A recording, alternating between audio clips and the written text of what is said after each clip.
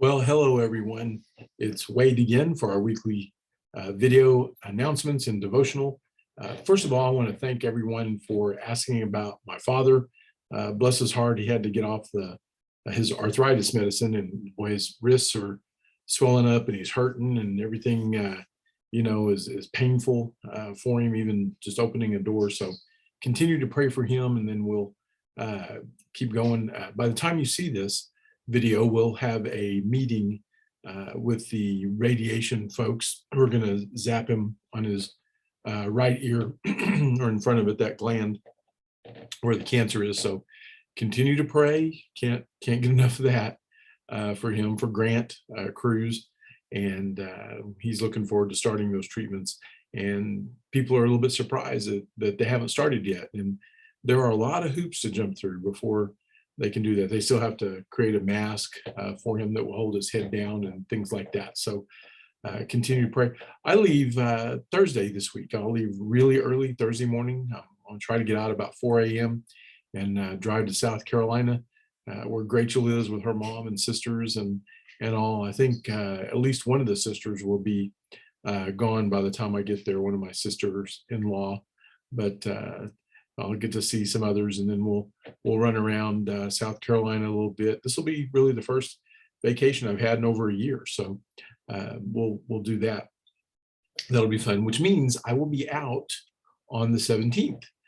So all of you who see this, I hope you'll miss me. I'll miss you, but I'll be preaching in South Carolina at my mother-in-law's church, so that'll be fun. So pray for me on that, if you remember, on the 17th, on next Sunday.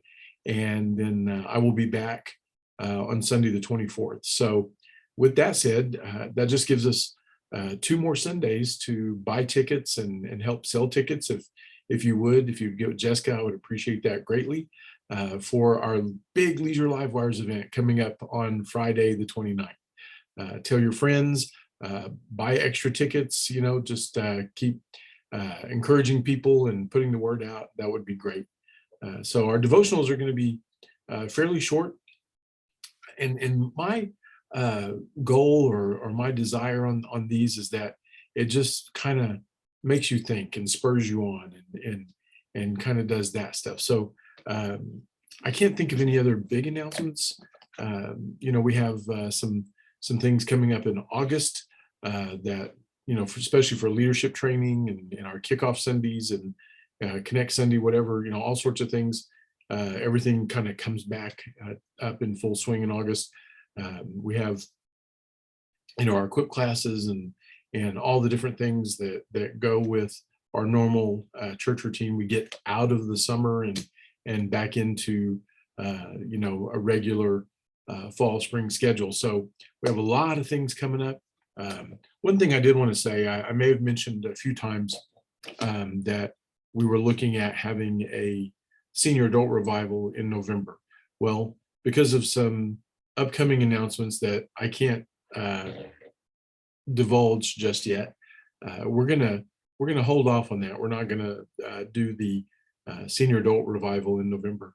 It was gonna be fun. We were gonna have Tom Melliff and Paul Purifoy and some others, but because of some other responsibilities that I have and things that are probably going to take me away a little bit. I'm not going to be available 60 or 70 hours a week. We'll wait on that. So we will have some neat things coming in the spring. Also, been asked if we're going to begin doing trips and things again. The answer is yes.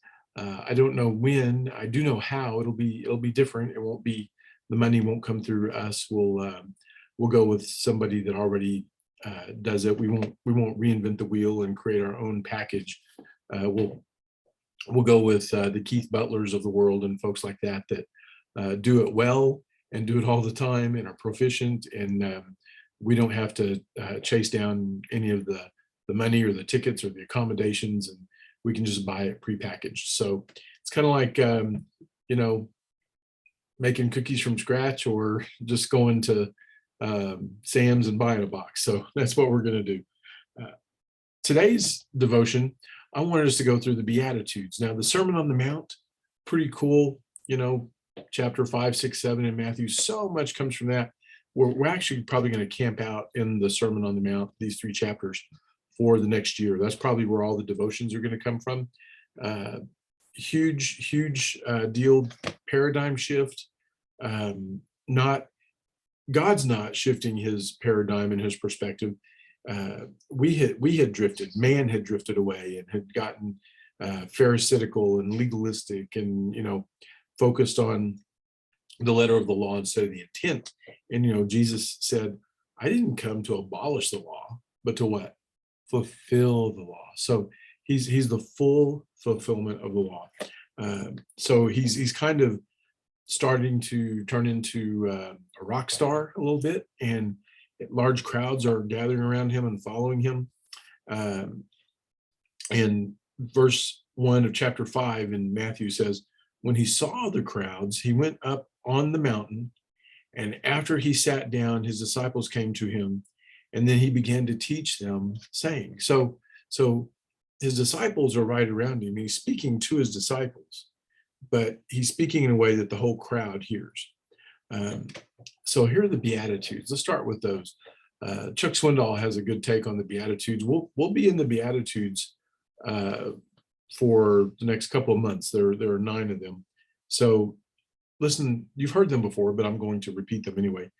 Blessed are the poor in spirit, for the kingdom of heaven is theirs. Blessed are those who mourn, for they will be comforted. Blessed are the humble or the meek, you've heard, because they will inherit the earth. Blessed are those who hunger and thirst for righteousness, for they will be filled or satisfied. You've heard in another version. Blessed are the merciful, for they will be shown mercy. Blessed are the pure in heart, for they will see God. And blessed are the peacemakers, for they will be called the Son of God. And then, listen to this, sons of God. Verse 10, blessed are those who are persecuted because of righteousness, for the kingdom of heaven is theirs. You are blessed when they insult you and persecute you and falsely say every kind of evil against you because of me. Be glad and rejoice, because your reward is great in heaven, for that is how they persecuted the prophets who were before you. So there's something I want to speak against right now. We're gonna focus on those last couple of verses and the persecution that comes with being a follower of Christ. He says in John, if they hate you, know they hated me first. They, the world, they insult you, they persecute you, they falsely accuse you and say all sorts of evil. That's the world. That's, if we're embraced by the world as Christians, we might want to check our walk. The world should not be embracing us. The world should not be patting us on the back. Culture should not be saying, hey, you're right there with us. So right now there's a real popular theology, it's a happy gospel, and gospel is good news, and we do rejoice in it, and we are blessed in it, but it's not, God isn't there. He isn't our genie in a lamp to make us happy and make our every wish come true. This isn't the Disneyland theme song. So the point is, right now there's this preaching, this, I wouldn't call it theology, but it's this happy gospel where God wants you to be happy and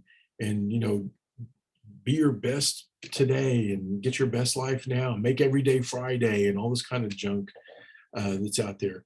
And that's just not the word of God. Now, there is a joy, right? A peace that passes understanding. There's God's the God of all comfort. There's all these things you can rest in him. He's Jehovah Jireh. He provides in ways we'll never even understand. We're just blessed and blessed and blessed. But the words here, blessed, in many versions are changed to happy. And it's almost an oxymoron, these Beatitudes. I heard one preacher say one time, they're called Beatitudes because they're the attitudes we ought to be having. But happy or blessed are those who are persecuted. How does that make sense? But listen, because of righteousness, there's lots of persecution and oppression that goes on, but if we're persecuted because of righteousness, because we're trying to do the right thing and we're trying to have a standard and stay above reproach, the kingdom of heaven is yours. I mean, that's the ultimate goal, to get to a point where you stick out like a sore thumb in the rest of the world. So we're going to go over these beatitudes, over and over, and we'll probably stay in this one for a little while.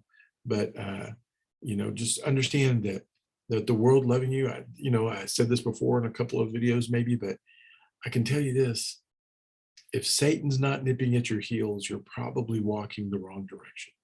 So, like the old hymn says, turn your eyes upon Jesus, look full in his wonderful face, and the things of earth will grow strangely dim in the light of his glory and grace. So don't forget, I'll be gone next Sunday, and I love you. My next video is going to come from a really special place in South Carolina. I can't wait for you to see it.